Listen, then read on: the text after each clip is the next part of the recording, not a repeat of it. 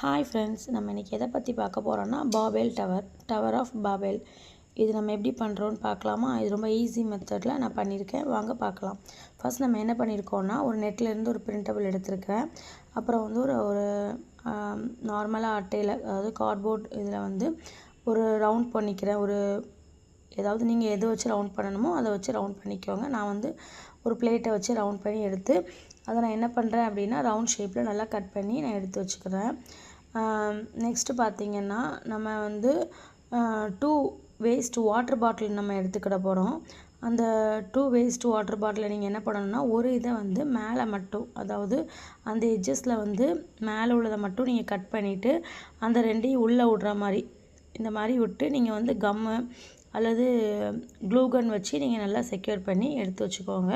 அதுக்கப்புறம் நம்ம அந்த பிரிண்டபிளை வந்து நாங்கள் வந்து ஸ்டிக்கர் மெத்தடில் இன்றைக்கி எடுத்திருக்கோம்.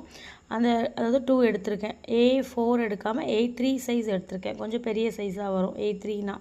அதை வந்து அந்த பாட்டிலில் வந்து நான் என்ன பண்ணுறேன்னா ஒட்டி ஃபுல்லாத்தையும் வந்து செக்யூர் பண்ணி எடுத்துக்கிறேன்.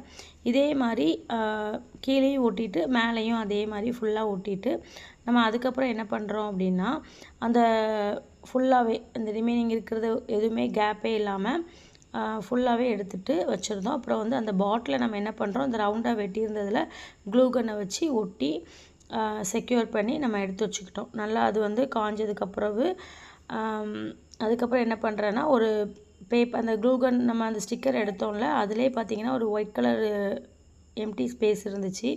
நான் அதில் வந்து சும்மா விண்டோக்காக நான் வந்து விண்டோவும் டோரும் நான் வரைஞ்சி எடுத்து தனித்தனியாக நான் கட் பண்ணி எடுத்து வச்சுக்கிட்டேன்.